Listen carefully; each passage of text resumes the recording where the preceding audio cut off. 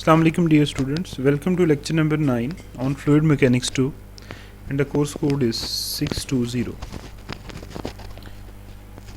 पिछले लेक्चर में कल वाले में हमने चैप्टर नंबर 7 जो कि मुश्तमिल था general theory of irrotational motion के ऊपर, उसको हमने स्टडी किया था।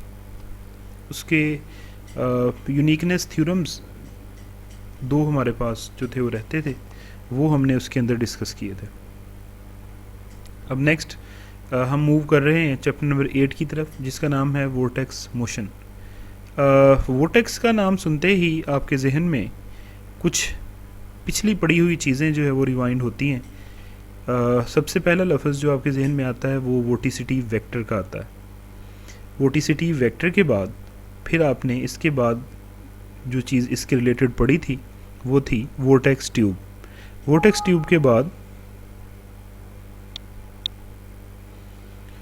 ट्यूब के बाद अगली चीज़ जो कि आपने वहाँ पे पढ़ी थी वो थी strength of the vortex tube. इसके बाद हमने वोर्टेक्स ट्यूब की कुछ एग्जांपल्स भी की थी, और फिर वोटिसिटी के बाद हमने ये सारा काम करने के बाद फिर हम सर्कुलेशन पढ़ी थी कि सर्कुलेशन का क्या मतलब है, क्या मैथमेटिकल एक्सप्रेशन है उसका, और सर्कुलेशन और वोटिसिटी का आपस में क्या रिलेशनशिप है। ये चीज़ें हमारे ये जो चैप्टर नंबर 8 हम स्टार्ट करने जा रहे हैं जो कि वोर्टेक्स मोशन है, ये सारी की सारी चीज़ें हमारी वहाँ पे इस्तेमाल होंगी, और यही बेसिक आइडियाज़ अगर हमारे सही होंगे तो फिर ही हम वोर्टेक्स मोशन की नोशन को समझ सकेंगे। लिहाजा ये वाला जो आज वाला हमारा लेक्चर है, ये कुछ पुरानी चीज़ों का रिवाइंड है। ये आपको इस काबिल बना देगा कि आप वोर्टेक्स मोशन को प्रिसाइजली समझ सकें कि ये है क्या। कुछ पुरानी चीज़ों को यहाँ पे हमें जो है वो देखना पड़ेगा, जिनमें आप अगर ज़रा गौर करें तो सबसे पहले हम देखेंगे वोटिसिटी वेक्टर।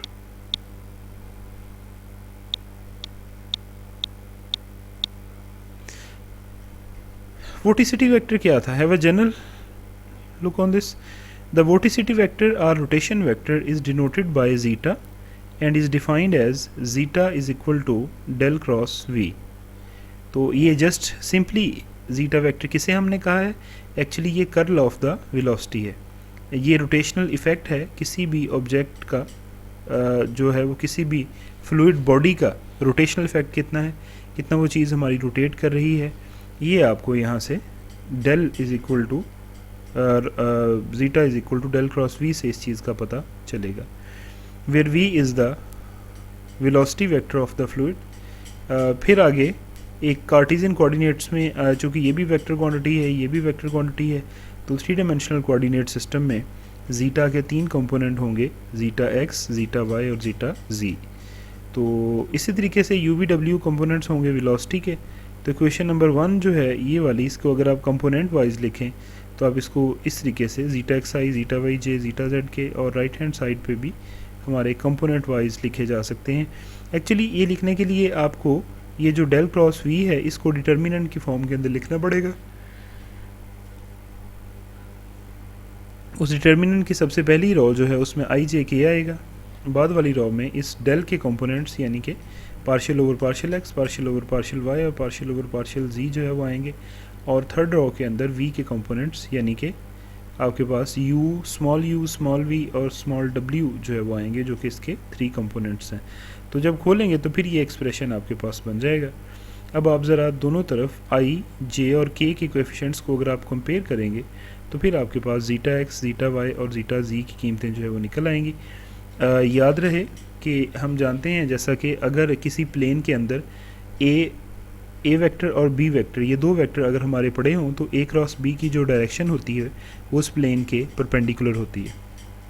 तो इसका मतलब ये है कि आप इस केस में अगर 2 डायमेंशनल मोशन की बात करें तो वोटिसिटी वेक्टर जीटा जो है वो उसको फिर हम कैसे लिखेंगे? अब आप देखें 2 डायमेंशनल में भी यहाँ पे स्पेसिफिकली एक्स वाई प्लेन की बात की गई है, अगरचे ये बुक में मेंशन नहीं है इस लाइन के अंदर। 2 डायमेंशनल मोशन में हम जो है वो डिफरेंट प्लेन्स को देख सकते हैं, जैसा कि एक्स वाई प्लेन को देख सकते हैं, वाई जेड प्लेन को देख सकते हैं और एक्स जेड प्लेन को देख सकते हैं। तो यहाँ पे एक जनरल जो बात की गई है वो एक्स वाई प्लेन की गई है। एक्स वाई प्लेन में ये इसकी डायरेक्शन जो वोटिसिटी की है वो उसके परपेंडिकुलर होगी उस प्लेन के according to the right hand rule.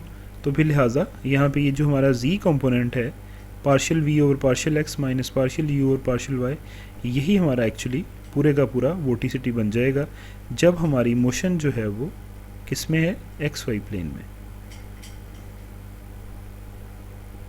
और यही चीज़ आगे बयान भी की गई है, showing that two dimensional flow the vorticity vector is perpendicular to the plane of the motion. तो यहाँ से आपने कंपोनेंट्स ऑफ द वोटिसिटी को निकालना जो है वो सीखा। नेक्स्ट हमारे कुछ components velocity components in the polar coordinate system थे, vorticity in the cylindrical coordinate system था और स्फेरिकल कोऑर्डिनेट सिस्टम था। ये यहाँ पे हमें ज़्यादा इसकी ज़रूरत नहीं पड़ेगी, हमें जस्ट आइडिया जो होना चाहिए था वो रिवाइंड किया हमने वोटिसिटी का। वोटिसिटी एक्चुअली हमने डिस्कस किया है कि ये रोटेशनल इफ़ेक्ट को शो करता है तो फ्लूइड बॉडी के को, तो ज़ाहिर सी बात है यहाँ से फिर एक बात अंडरस्टूड है कि ज़ीटा के लिहाज से फ्लूइड की टू टाइप्स यहाँ पे बनेगी। अगर हमारा ज़ीटा इक्वल टू ज़ीरो होगा यानी del cross v curl of the velocity is equal to zero, तो इस केस के अंदर हमारा फ्लो जो है वो इरोटेशनल फ्लो कहलाएगा।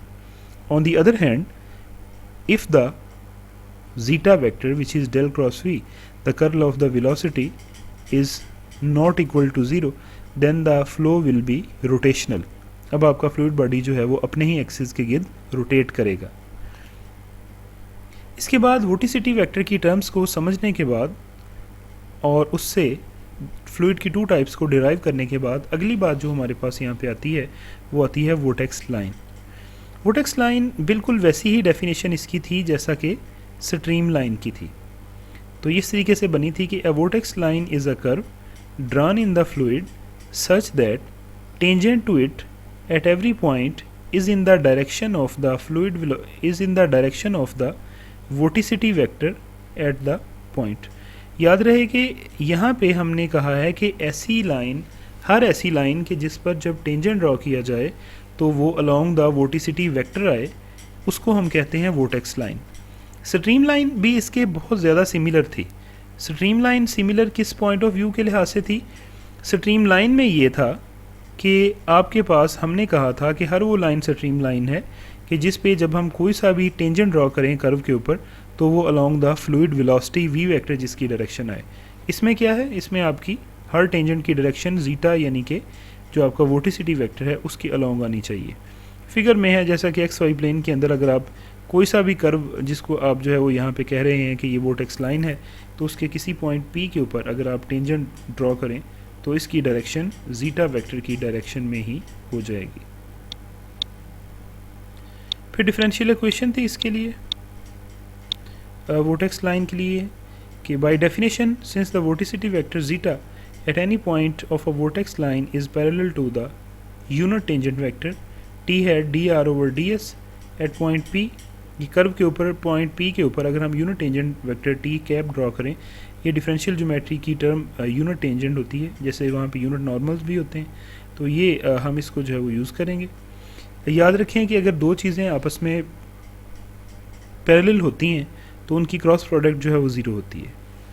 अब क्योंकि हमने कहा है कि वोटेक्स लाइन ऐसी लाइन है कि जिसमें किसी भी पॉइंट के ऊपर आपका जो यूनिट टेंजेंट है वो उस पॉइंट के ऊपर वोटिसिटी वेक्टर जीटा की डायरेक्शन में होगा। इसका मतलब ये है कि वोटेक्स लाइन के ऊपर किसी भी पॉइंट के ऊपर जीटा और टेंजेंट ये हमारे पास दोनों पैरेलल होंगे यानी एक ही डायरेक्शन में होंगे, तो फिर ज़ाहिर सी बात है कि according to the property of the cross product इनकी फिर cross product zeta cross D r by d s जो है ये ज़ीरो के बराबर हो जाएगी। यहाँ से आपकी मैथमेटिकल एक्सप्रेशन बनता है zeta cross D R is equal to zero, say call it as equation number 1। यही एक्चुअली वेक्टोरियल फॉर्म के अंदर हमारे पास इक्वेशन है वोटेक्स लाइन की। ताहम इसको कंपोनेंट वाइज आगे बनाया जा सकता है। जीटा के अगर आप कंपोनेंट्स इसके अंदर जो है वो लगाएंगे तो ये zeta X I plus zeta Y J zeta Z K और डी आर जो है ये आपका D X I D Y J और डी जेड के बराबर हो जाएगा। अगर आप इसको खोलेंगे क्रॉस प्रोडक्ट को, ये जो जीटा क्रॉस डी आर है, तो आपके पास after comparing the different components I J K, तो हमारे पास differential equation for the vortex line जो बनेगी वो बन जाएगी D X over zeta X, D Y over zeta Y और D Z over zeta Z. याद रहे कि इसी तरह की इक्वेशन स्ट्रीम ट्यूब के लिए स्ट्रीम लाइन के लिए बनी थी, वो बनी थी हमारे पास dx/u dy/v एंड dz/w। उसमें नीचे वेलोसिटी के कंपोनेंट्स है, यहाँ पे नीचे हमारे पास जो है वो वोटिसिटी वेक्टर के कंपोनेंट्स हैं। In general the vortex lines does not coincide with the stream lines, ये हमारी डिफरेंट होती हैं इन जनरल। एग्जाम्पल नंबर 20 है, इसकी थोड़ी सी कैलकुलेशन सिखाई गई है कि वोर्टेक्स लाइन्स आप कैसे निकालते हैं। तो इसमें वेलोसिटी वेक्टर आपको जो है वो दिया गया है v की वैल्यू, और ए बी सी साथ में कांस्टेंट बताए गए हैं नॉन ज़ीरो। तो equation of the vortex lines आपने बनानी है। तो इसमें बड़ा ही सिंपल हल है कि आप u v और w वेलोसिटी के कंपोनेंट्स को कह लें, और differential equation of the stream lines जो कि हमारे पास dx/zeta(x), dy/zeta(y), dz/zeta(z) है, आप इसमें से zeta(x) जो है वो पहले फाइंड आउट कर लें, फिर zeta(y) निकालें, फिर आप जो है वो zeta(z) निकालें। अब हमारे पास 3 हिस्सों पर मुश्तमिल थी basically differential equation of the vortex line. आपने क्या किया कि पहले 2 हिस्सों को आपस में जो है वो हमने बराबर रखा, dx/zeta(x) is equal to dy/zeta(y), इस तरीके से बाद में दूसरे और तीसरे को हमने बराबर रखा। After the separation of the variables simple integration आपने करनी है। तो ये इक्वेशन नंबर 2 और 3 जो हैं ये हमारे पास फिर सिंपल इक्वेशंस जो है वो बन गई हैं वोर्टेक्स लाइंस की। नेक्स्ट हमारे पास आइडिया आता है वोर्टेक्स ट्यूब या वोर्टेक्स फिलामेंट का। वोर्टेक्स ट्यूब क्या होती है? If we draw the vortex lines through all points of a closed curve C lying in the fluid, we obtain a tubular surface called the vortex tube. आप क्या करेंगे, fluid का flow जहाँ पे हो रहा है आप वहाँ पे एक क्लोज्ड कर्व जो है वो ड्रॉ करें। उस क्लोज्ड कर्व के हर पॉइंट में से, जैसा एक रिंग टाइप आप फर्ज कर लें, उस क्लोज्ड कर्व के हर पॉइंट में से आप अगर वोर्टेक्स लाइंस ड्रॉ करें तो आप देखेंगे कि चूँकि ज़ाहिर है ये आपस में बड़ी मिली हुई होंगी, कंटिन्यूस होंगी, चूँकि ये वोर्टेक्स लाइंस। तो आप देखेंगे कि एक ट्यूब की शक्ल जो है वो हमारे पास बनेगी, इमेजिनरी ट्यूब एक बनेगी, और इस ट्यूब को हम बोलेंगे वोर्टेक्स ट्यूब। स्ट्रीम ट्यूब का भी ऐसे ही था, सिर्फ उसमें फ़र्क इतना था कि आपने एक क्लोज्ड कर्व सी लिया था और उसके हर पॉइंट में से आपने स्ट्रीम लाइंस को ड्रॉ किया था। तो उसकी फिर जो वॉल्स थी, उसकी जो दीवारें थीं स्ट्रीम ट्यूब की, वो हमारी स्ट्रीम लाइंस के ऊपर मुश्तमिल थी। यहाँ पे हमारे पास जो वोर्टेक्स ट्यूब बनी है, इसकी जो दीवारें हैं अब ये वोर्टेक्स लाइंस के ऊपर मुश्तमिल हैं। याद रहे वोर्टेक्स लाइंस हमारी वो लाइन है जिसके हर पॉइंट पे ऐसा कर्व है जिसके हर पॉइंट पे आप टेंजेंट ड्रॉ करें तो वो along the vorticity vector zeta जो है वो आए। ये वोर्टेक्स ट्यूब की हमारी जो है वो डेफिनेशन है। अब हम जा रहे हैं बेसिकली इसकी एग्जांपल्स के ऊपर। तो एग्जांपल्स में यहाँ पे हमारे पास ऑलरेडी इनको हमने बहुत ज़्यादा डिटेल के साथ डिस्कस किया हुआ है क्लास में कि examples of natural vortex tubes में टोर्नेडोज़ आते हैं, जो तूफ़ान होते हैं, आपने देखा है, इसकी वीडियोस भी मैंने आपको बताया था नेशनल ज्योग्राफिक चैनल के ऊपर आपको, या वैसे भी अगर आप टोर्नेडो को सर्च करेंगे यूट्यूब के ऊपर तो आपको ये अमेरिका वगैरह में काफ़ी ज़्यादा जो है वो आते हैं, तो ये आपको नज़र आ जाएगा। वाटर स्पोर्ट्स का जो पानी में होते हैं, डस्ट डेवल्स, ये जो हमारे गर्दबाद होते हैं, जो हवा एकदम एक सर्कल में घूमना शुरू कर देती है एक कॉलम के अंदर और मिट्टी वगैरह को या डिफरेंट चीज़ों को अपने साथ जो घुमाती है, डस्ट डेवल्स भी इसकी एग्जांपल है। और मैन मेड वोर्टेक्स ट्यूब्स में या वोर्टेक्स लाइंस में ये हमारे पास जो एग्जांपल्स हैं इसकी, इसमें vortex tube generated at the tips of the aircraft wings, जहाज़ के परों के ऊपर जो हमारी हवा घूमती है तो वो भी एक्चुअली जो है वो वोर्टेक्स ट्यूब की ही एग्जांपल है। और इसी तरीके से जब आप कश्ती चलाते हैं पानी के अंदर, तो जब आप चप्पू उसके प्रोपेलर्स जब आप मारते हैं तो वो भी पानी को घुमाते हैं एक्चुअली सर्कुलर वे में, तो वो भी आपकी at the tip of the propellers जो है ना, ये भी आपकी वोर्टेक्स ट्यूब की ही एग्जांपल है। मेमोरी को ज़रा अपलोडिंग के लिए मुनासिब करने की गर्ज से ये जो लेक्चर नंबर 9 है इसके मैं 2 पोर्शन जो है वो कर रहा हूँ। ये पार्ट 1 अभी आपने जो है वो सुना है, अभी इसके बाद मैं डिफरेंट एक अलहदा से हिस्से में पार्ट 2 लेक्चर नंबर 9 का रिकॉर्ड कर रहा हूँ इसी के साथ, वो भी आपको अभी अपलोड कर दिया जाएगा।